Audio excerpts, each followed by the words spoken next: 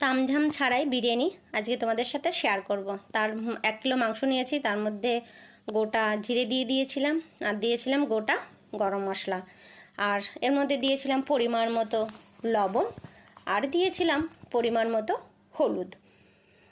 হলুদ লবণ দেওয়ার পরে আদা রসুন বাটা দিয়েছিলাম আমি এখানে 2 চামচ, আর দিয়েছিলাম এর মধ্যে আমি টক দই। টক দইটা আমি দিয়েছিলাম 5 চামচ। টক দইটা দেওয়ার পরে মাংসটাকে আমি ভালোভাবে মাখিয়ে নিয়েছিলাম। ভালোভাবে মাখিয়ে নিয়ে মাংসটাকে আমি রেখে দেব 30 মিনিটের জন্য। ঢেকে মাংসটা রেখে দিয়েছিলাম। অন্যদিকে আমি চাল নিয়েছিলাম 500 গ্রাম। চালটা ভালো করে আমি ধুয়ে নিয়েছিলাম। ধুয়ে চালটাকে আমি রেখেছিলাম 20 মিনিট মতো ভিজিয়ে রাখবো। প্যানটা দিয়েছিলাম, প্যানের উপরে যখন গরম হয়েছিল তখন আমি পরিমাণ মতো তেল দিয়ে দিয়েছিলাম। তার মধ্যে দিয়েছিলাম গোটা জিরে, আর দেখো এখানে পেঁয়াজ বাটা দিয়েছি, অর্ধেকটা বাটা আছে অর্ধেকটা কুচি। পেঁয়াজে তেল ছেড়ে দিলে মাখে রাখা মাংসটা ওর মধ্যে দিয়ে দিয়েছিলাম। মাংসটা দিয়ে দেওয়ার পরে ওর মধ্যে দিয়েছিলাম গোটা লং, আর দিয়েছিলাম একটা তেজপাতা, আর দিয়েছিলাম কিছু পরিমাণ সর্ষের তেল দিয়ে নাড়াচাড়া দিয়েছিলাম। নাড়াচাড়া করে অন্যদিকে দেখো এখানে গোটা মশলা রয়েছে।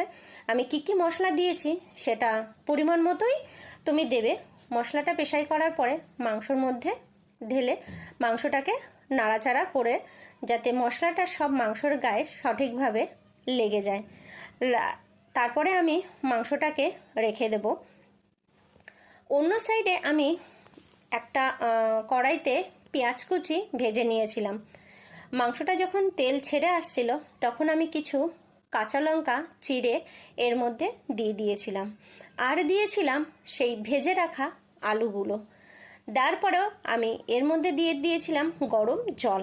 জলটা তোমার পরিমাণ মতোই দিতে হবে, সবসময় খেয়াল রাখবে এই জলেই কিন্তু সেই চালটা সেদ্ধ হবে। আমি চালটা কিন্তু আলাদাভাবে সেদ্ধ করছি না, এই জলের মধ্যেই চালটা সেদ্ধও হবে। আর এর মধ্যে দিয়েছিলাম আমি 2 চামচ ঘি। দেখো ভিজিয়ে রাখা চালটা আমি সেই ঝোলের মধ্যে মাংসটার মধ্যে দিয়ে দেব। মাংসটার মধ্যে চালটা দেওয়ার পরে ভালোভাবে এটাকে আমি নাড়াচাড়া করে নেব। আর এর মধ্যে আমি দিয়ে দেব সানরাইজের বিরিয়ানি মশলাটা আমি দিয়ে দিয়েছি, আর দিয়েছিলাম এর মধ্যে 2 চামচ ঘি। দেওয়ার পরে ঢেকে দিয়েছিলাম। এই সময় লো ফ্লেমে থাকবে, আর যখন জলটা কমে আসবে তখন আমি এর মধ্যে দিয়ে দিয়েছিলাম আবারও একটা তেজপাতা,